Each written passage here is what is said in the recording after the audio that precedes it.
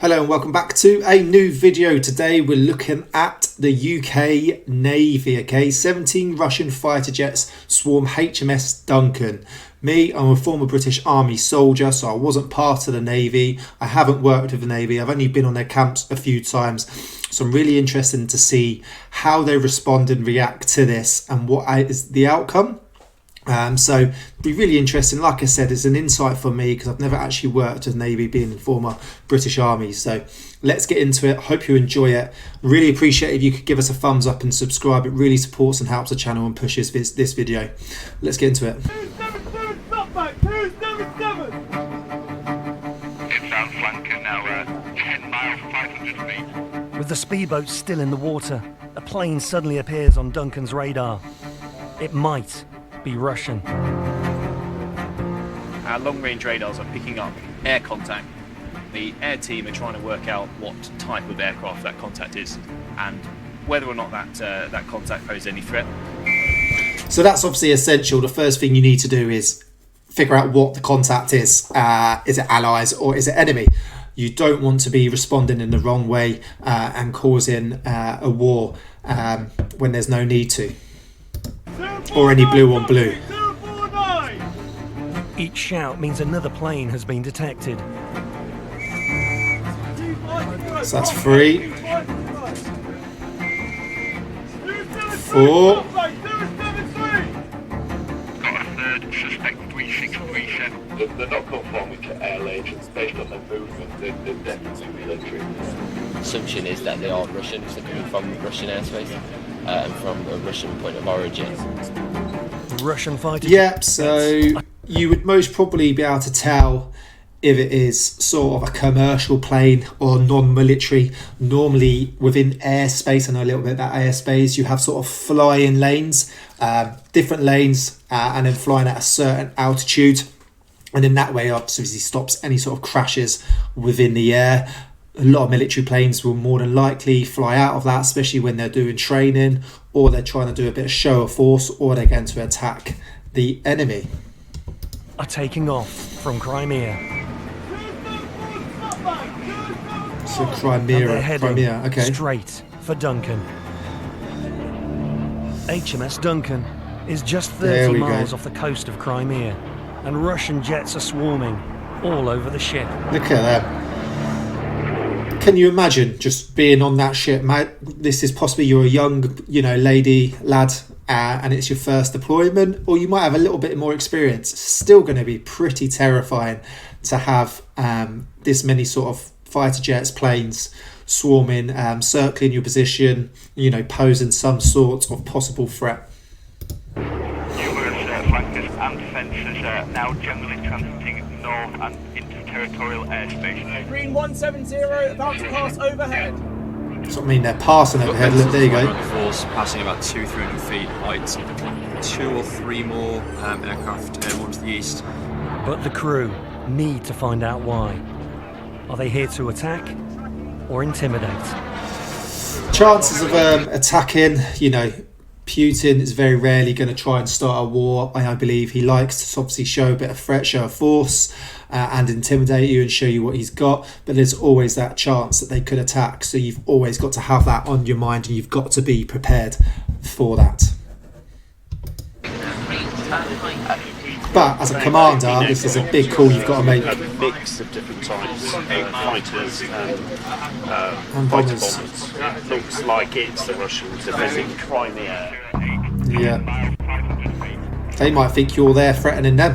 You're only 30 miles Commodore off coast. suspects the jets are here because the Russians don't want Duncan to move any closer to Crimea. Yeah. I think their tactics are naive. Okay. What they don't know is how capable the ship is. Look at that. That is a pretty cool ship, isn't it? I do like Royal Navy ships. I think they look mega, some of them. This is NATO warship Delta 37. Flight controller Matt Rayside issues a warning to the Russian pilots. The jets are coming too close to Duncan's radar. which is so powerful it could harm their electronics. Oh, really? And cause them to crash. You are closing my position. Got to be pretty powerful radar for it to do that. Anyone know how far that radar can actually see out to? What can it, how far can it actually pick up incoming sort of ships and planes and jets? He had a response from one server, but it was garbled. He repeated it and there's no response, but assessment is they are hearing.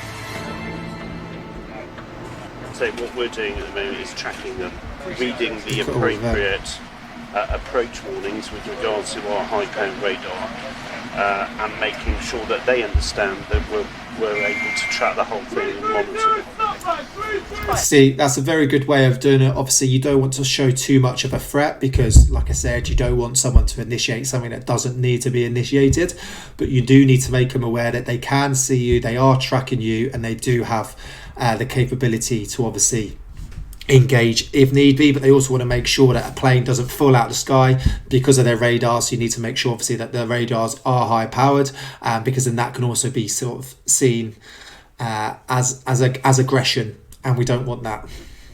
I need to. But this is very tense for the commanders to make these calls. Message received. Good luck, guys. One of the Russian pilots has sent Duncan a farewell message. Really?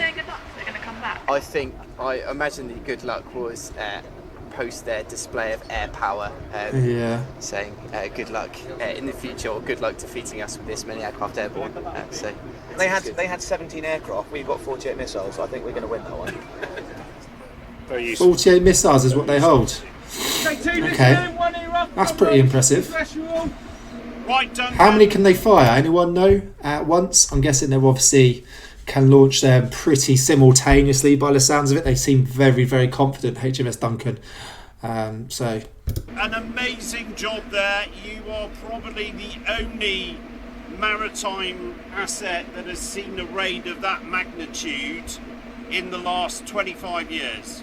The way you dealt with it was exceptional.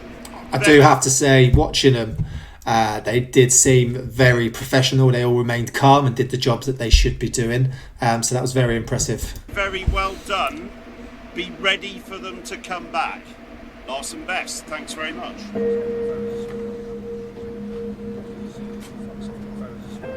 In the end, we had 16 or 17 Russian aircraft lifting, which is nothing we've ever seen before, and as far as we're aware, nothing that a British ship or a NATO ship has ever seen. They did a couple of low flybys, and the closest one we had was about 200 yards off the beam. 200 yards. we'll spend months looking at pictures and videos of these jets, and then to have them flying, 200 feet down the side of the bridge wing. If we were in a wartime scenario, absolutely, it would be terrifying. When you see that much activity, I think it reinforces the nature of what people expect at the moment, and why there is a challenge from Russia at the moment. To me, it felt unprecedented, and the Commodore did say he thought it was unprecedented in terms of the scale. What I can tell you is that there were more aircraft than we have seen in a long time. Yeah, I bet.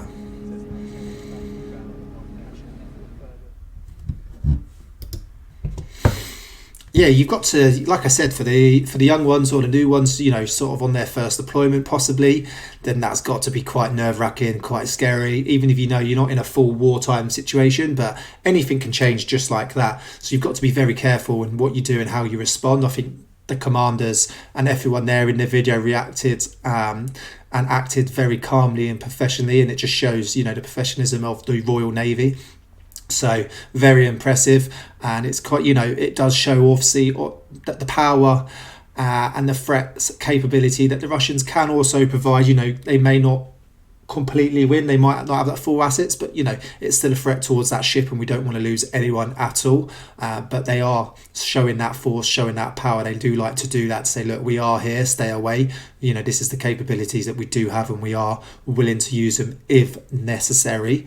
So interesting, really enjoyed that actually. It's the first one I sort of watched on the British, on the Royal Navy. So I'll be looking forward to watching more.